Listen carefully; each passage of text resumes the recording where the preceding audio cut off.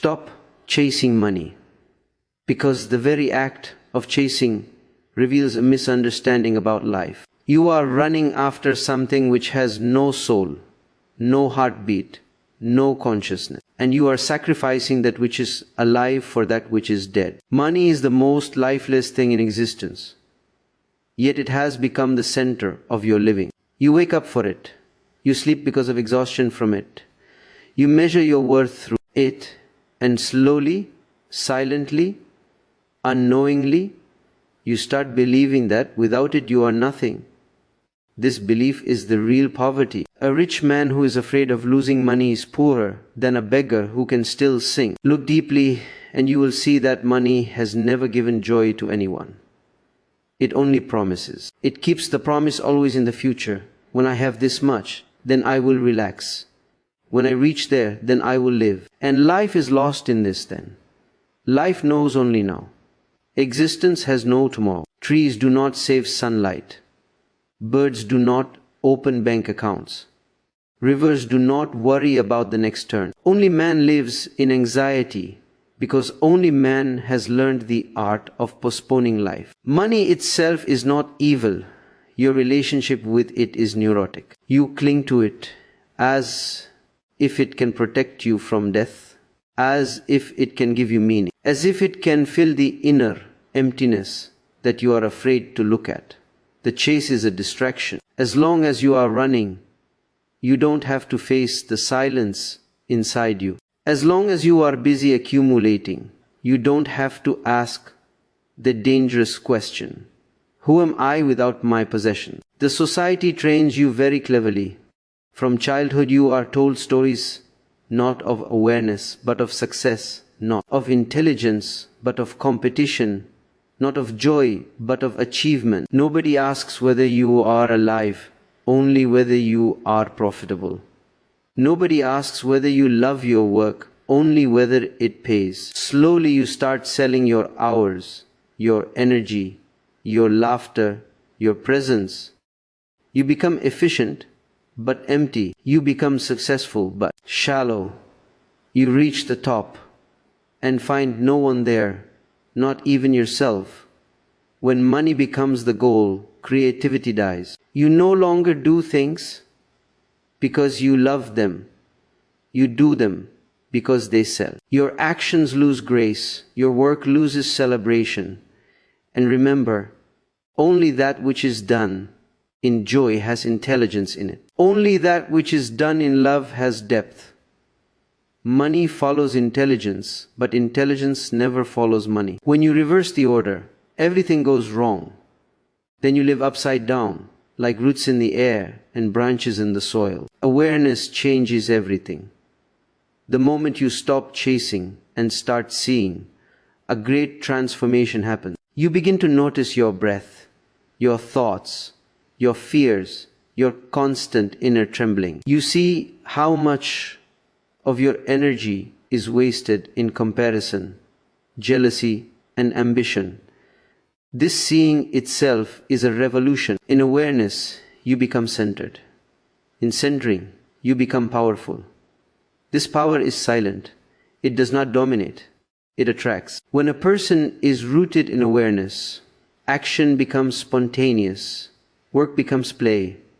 Effort turns into flow. Such a person may have money or may not have money, but money is no longer the master. It comes as a byproduct, just like fragrance comes to a flower. The flower does not advertise, does not chase the bees, does not calculate profit. It simply blooms, and bees come. The poor man is not the one without money. The poor man is the one without awareness, and the rich man is not the one with many possessions. The rich man is the one who can sit silently and feel at ease with himself. If you cannot sit alone without entertainment, without phone, without noise, then no amount of wealth will help you. You will always need more, because the inner hole is bottomless. Stop chasing money and watch what happens. Fear arises because money was your security. Anxiety arises because money was your future. Confusion arises because money was your identity. Let all this arise. Do not escape. In this fire of understanding, a new clarity is born. You start seeing life not as a race, but as a dance, not as a market, but as a mystery. Then earning happens, but it is no longer your obsession. You work, but you are not consumed by work. You use money, but you are not used by it. You live simply, not because simplicity is moral, but because complexity is foolish. You choose enough, because excess is burden. You start valuing time, presence, love, silence, things that cannot be bought and therefore are priceless. And slowly, very slowly, without any effort on your part, you notice that existence supports you more when you trust it. Opportunities arise where earlier there were only struggles. Help comes from unexpected direction. Life responds differently when you are not greedy, when you are not desperate, when you are not continuously asking for more. Existence gives abundantly to those who are not begging. Stop chasing money, not as a discipline, not as a renunciation, but as an understanding. See its place. Use it when needed. Forget it when not needed. And keep your eyes on that which is real, alive, breathing within you. Because once you have found yourself, everything else that is needed comes, and what is not needed disappears on its own. And you remain rooted, silent, aware, moving in life without hurry, without fear, without the constant madness of becoming something else, living this moment totally, because this moment is all that has ever been given, and this moment is enough that creates poverty. Not because the world is poor, but because desire is endless. You may have much, but desire will always whisper that it is not enough. This whisper is subtle, poisonous, and very convincing. It says, just a little more, and you will relax. Just one more achievement, and you will be at peace. Just one more step, and you will arrive. But arrival never happens, because desire has no destination. It is a road that promises fulfillment and delivers restlessness. A man without desire may appear poor to the world, but inwardly he is overflowing. A man full of desire may appear rich, but inside he is starving. Desire feeds on comparison. You want what the other has, not because you need it, but because the other has it. The neighbor's house becomes bigger. The colleague's salary becomes insulting. The stranger's success becomes your failure. In this constant comparison, your joy is stolen, not by others, but by your own mind. Desire is a trick to avoid yourself. When you desire, your attention moves outward. You are always looking ahead, never looking within. The inner emptiness remains untouched, so it grows deeper. No object can fill it, because it is not an object-shaped whole. It is a longing for awareness, for presence, for being at home with yourself. But you keep stuffing it with things, titles, numbers, relationships, achievements, hoping one day it will say enough. Desire makes you live in the future, and the future is a lie. It never comes. When it seems to come, it is already the present, and you have already moved beyond it. Desire is a mechanism that keeps you running without allowing you to taste. You eat without tasting. You earn without enjoying. You love without being present. Everything becomes a means to something else, and nothing is an end in itself. Look at the psychology of desire. It is always born out of fear. Fear of being nobody. Fear of being left behind. Fear of being insignificant. Society reinforces this fear constantly. It tells you that you must prove your worth, that your existence is conditional, that unless you achieve, you don't deserve respect. Slowly you accept this lie, and then desire becomes your master. When desire dominates, simplicity disappears. You cannot rest because rest feels unproductive. You cannot sit silently because silence brings awareness. And awareness threatens desire. Desire needs noise, movement, distraction. It needs you busy so that you don't see the absurdity of running after shadows. It needs you tired so that you don't question. A desireless mind is not dull. It is sharp, alive, intelligent. Desirelessness does not mean suppression. Suppression is violent and ugly. Desirelessness means understanding. When you see the mechanism clearly, it drops on its own. Just as a child drops a toy when he realizes it is broken. No discipline is needed, no force is required. In the absence of desire, something beautiful happens. Contentment arises, not as a conclusion, but as a fragrance. You start enjoying small things, ordinary moments, simple gestures. You are no longer in a hurry. You no longer measure life through achievement. You start living, not accumulating. Desire makes you poor because it makes you dependent. Dependent on circumstances, on people, on markets, on praise, on success. Freedom disappears. You are constantly adjusting, compromising, selling yourself to fit expectations. Without desire, you regain your sovereignty. You act because you love to act, not because you want a result. Then work becomes pure. Love becomes pure. Silence becomes nourishing. You may still earn, you may still create, you may still participate in the world. But the inner begging bowl is gone. And when the begging bowl disappears, abundance is no longer a problem. Existence loves those who are not asking, not demanding, not complaining, but simply open, receptive, grateful, because gratitude is the highest form of intelligence. And in gratitude there is no poverty, only overflowing life. Moving moment to moment, sufficient unto itself, complete without comparison, rich without possession, fulfilled without desire. Awareness attracts abundance, not as a reward, not as a bargain, but as a natural consequence. When you are aware, you are no longer leaking energy. Unaware people lose energy through worry, regret, imagination, fear, ambition. Their minds are constantly divided, moving in 10 directions at once. Awareness gathers this scattered energy and brings it home. A centered being is powerful, and power always has support from existence. When you are unconscious, you act mechanically. You repeat patterns given by parents, society, culture. You choose careers without love, relationships without depth, goals without understanding. In this mechanical living, life becomes heavy. You push, you struggle, you force. And wherever there is force, there is resistance. Existence resists the unconscious because unconsciousness is against its rhythm. Awareness means you see what you are doing while you are doing it.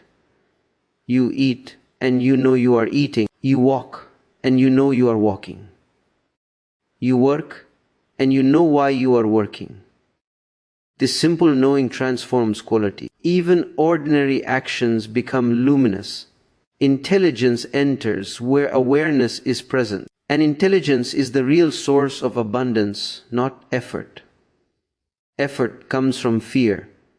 Awareness comes from love. A fearful person works hard, but remains poor inside and often outside. An aware person works lightly, playfully, yet things fall into place. He does not chase opportunities. He becomes an opportunity. People trust him. Situations open for him. Life cooperates with him because he is no longer fighting it. Awareness removes the inner conflict. When there is no conflict, your actions are whole. Half-hearted actions never succeed. They create frustration. Whole actions have grace. They carry conviction. They have a magnetic quality. Others can feel it even if they cannot explain it. They want to be around such a person. They want to collaborate, to support, to participate. Abundance begins with this invisible magnetism. You think abundance comes from cleverness, from manipulation, from planning. These may bring temporary gain, but they also bring anxiety. Whatever is gained through cunning is always at risk. Awareness brings something else, trust. When you are aware, you trust yourself. When you trust yourself, Existence trusts you. This mutual trust is the foundation of real prosperity. An aware person knows when to say yes and when to say no. Unaware people say yes out of greed and no out of fear. Awareness gives clarity. Clarity saves immense energy. You stop wasting time on what is not yours. You stop comparing. You stop imitating. You find your own path, and on your own path, abundance flows easily. Awareness also frees you from inner noise. Silence grows. In silence, intuition becomes clear. Intuition is far superior to logic in matters of life. Logic is slow and limited. Intuition is immediate. It sees the whole. Many right decisions are not logical. They are intuitive. Awareness sharpens this sensitivity. And right decisions at the right time create effortless success. When awareness is absent, you depend on luck.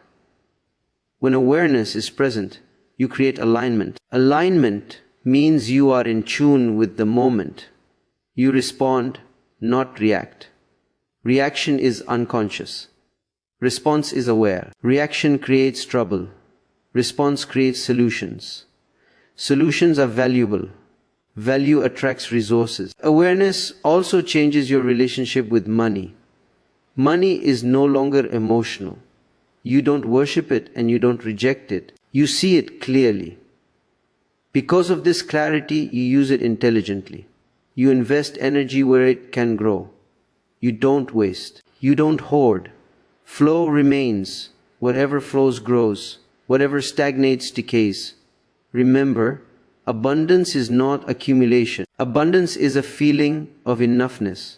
From enoughness, sharing happens, and sharing multiplies. Existence gives more to those who circulate, not to those who cling. Awareness naturally leads to sharing, because an aware person knows he is not separate from the whole. What he gives to existence, and existence returns it in 1,000 forms, sometimes as money, sometimes as support, sometimes as love, sometimes as unexpected doors opening, because awareness puts you in harmony with the whole, and harmony is the ultimate source of all abundance flowing silently, continuously, without struggle, without demand, without the madness of chasing, arriving on its own.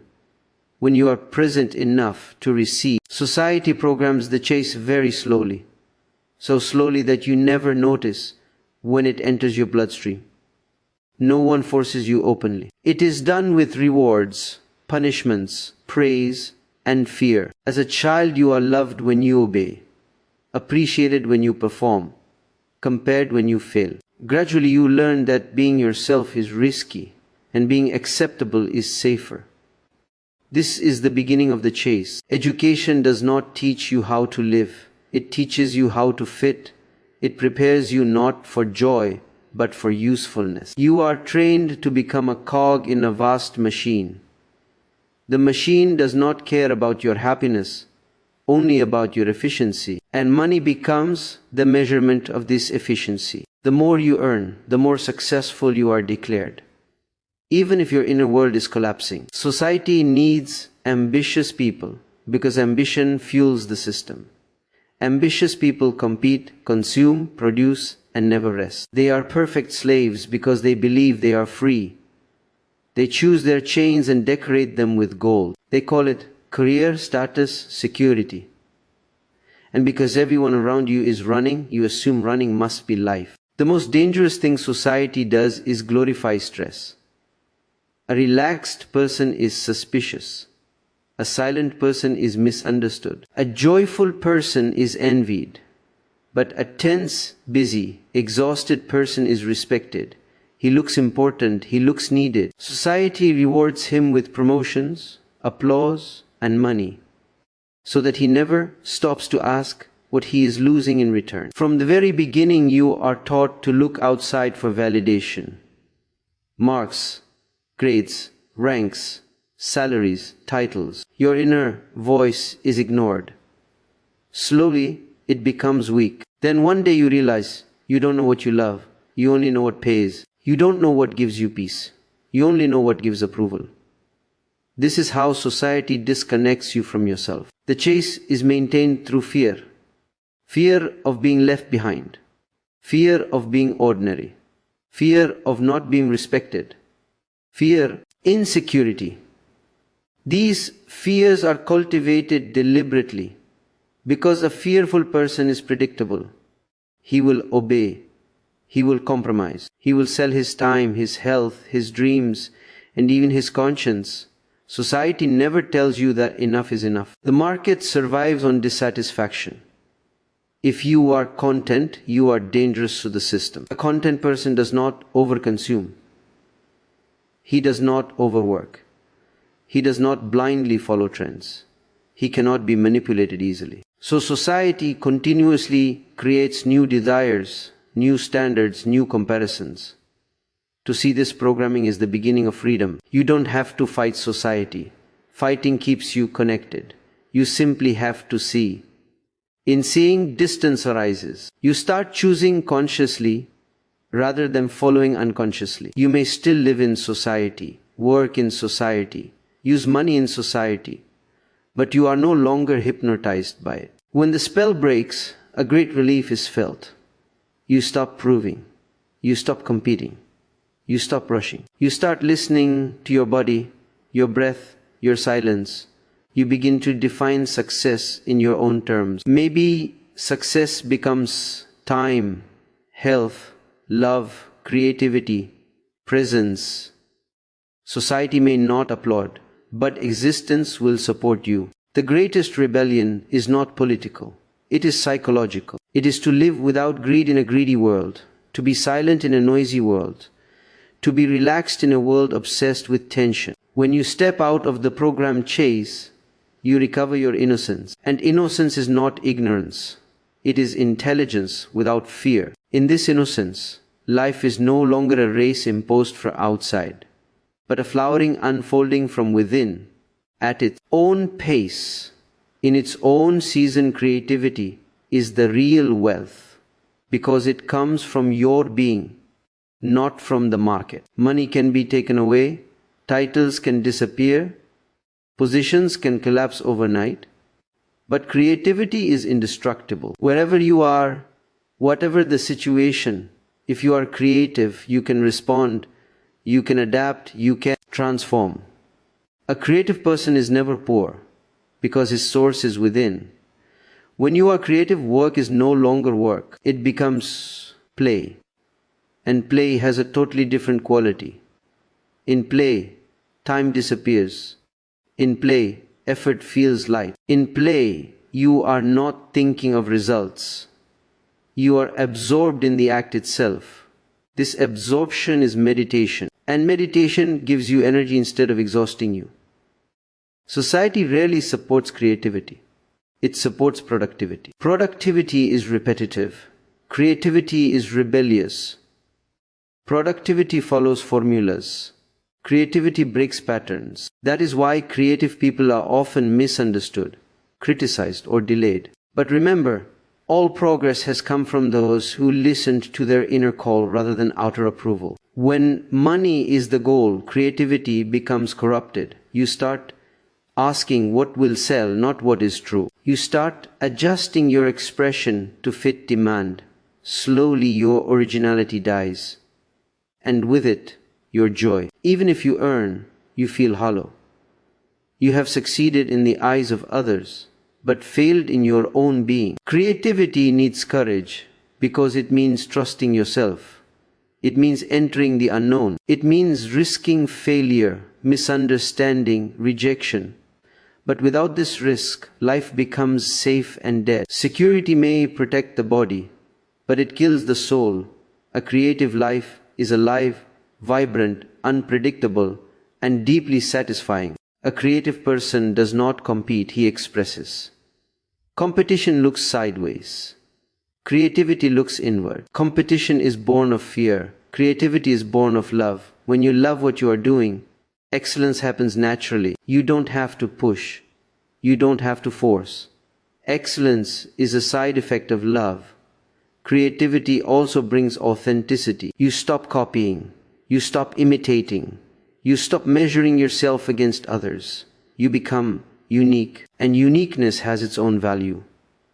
The world may not recognize it immediately, but existence always supports authenticity. What is false needs constant effort to maintain. What is real sustains itself. When creativity flows, money often follows, but as a servant, not as a master. People are drawn to those who create from joy, not from greed. Their work carries a signature that cannot be faked. It has depth, presence, soul. This quality is rare, and rarity is valuable. Even if creativity does not bring money immediately, it brings something far greater, meaning. You wake up with enthusiasm. You go to sleep with contentment. Your days are not just counted, they are lived. This meaning gives you strength in difficulties and humility in success. To choose creativity over chasing money is to choose aliveness over survival. Survival is the lowest function of life. Aliveness is its celebration. When you live creatively, you are in tune with existence. You respond freshly to each moment. You are not repeating the past. You are not obsessed with the future. You are present. And remember, creativity is not limited to art. You can cook creatively, speak creatively, love creatively, manage creatively, live creatively. It is a quality of consciousness, not a profession. When creativity becomes your wealth, fear disappears, because you know that wherever you are thrown, life can still flower through you again and again in new forms, with new colors, with new possibilities unfolding moment by moment from the inexhaustible source within you. Living precedes earning, but you have reversed the order. You believe first you must earn, then you will live, and life keeps being postponed. Years pass, energy fades, freshness disappears, and one day you realize you were preparing for a life that never came. Living is not a reward given at the end. Living is the beginning. If you miss the beginning, you miss everything. Life is happening while you are planning. Breath is moving in and out while you are calculating. The heart is beating while you are worrying about tomorrow. But you are not there. You are absent. You exist, but you don't live. Earning without living turns you into a machine. Efficient, useful, respected perhaps, but inwardly dry, tired, disconnected. Living means being present. It means tasting your tea, feeling the sun on your skin, listening without impatience, working without inner resistance. These simple things are ignored because they don't produce money, but they produce something far more valuable: aliveness. Without aliveness, money is meaningless. With aliveness, even little is enough. When living comes first, earning takes on a different quality. You choose work that does not destroy your soul. You choose rhythms that respect your body. You choose enough rather than excess. You stop sacrificing today for a hypothetical tomorrow. And strangely, when you stop exploiting yourself, others stop exploiting you too. The mind says, be practical. Existence says, be alive. Practicality without life becomes cruelty. You become cruel to yourself, forcing, pushing, ignoring signals of exhaustion. You call it discipline. But discipline without awareness is violence. True discipline is sensitivity. It knows when to act and when to rest. Living also means accepting insecurity. Life is insecure by nature. Trying to make it secure through money is an illusion. The more you try to secure life, the more fear you create. Living is trusting the moment. It is saying yes to uncertainty, and only in uncertainty does growth happen. A person who lives first is relaxed. Relaxation sharpens intelligence. In relaxation, you see clearly. You don't rush into wrong decisions. You don't cling to dead situations. You move when movement is needed, and you wait when waiting is right. This balance is lost when earning dominates living. When living is primary, joy becomes your compass. Not pleasure, not excitement, but a quiet joy, a sense of rightness. You feel when something is wrong, not because it fails, but because it feels dead. You feel when something is right, not because it succeeds, but because it feels alive. Earning that grows out of living is graceful. It does not poison relationships. It does not steal sleep. It does not demand constant tension. It supports life rather than replacing it. Money becomes nourishment, not addiction. It serves life, not the other way around. Remember, life is not economical. It is generous. It gives without calculation. When you start living generously, with awareness, with presence, with love, earning aligns on its own. But if you wait to live until everything is arranged, you will wait forever. Life does not wait. So let living come first. Let breathing, loving, seeing, feeling come first. Let silence be more important than noise. Let depth be more important than speed. From this rootedness, whatever you earn will have meaning. Without it, even millions will feel empty, heavy, pointless, because only a lived life feels rich. Only a lived moment is real, and everything else is just preparation for a tomorrow that never arrives.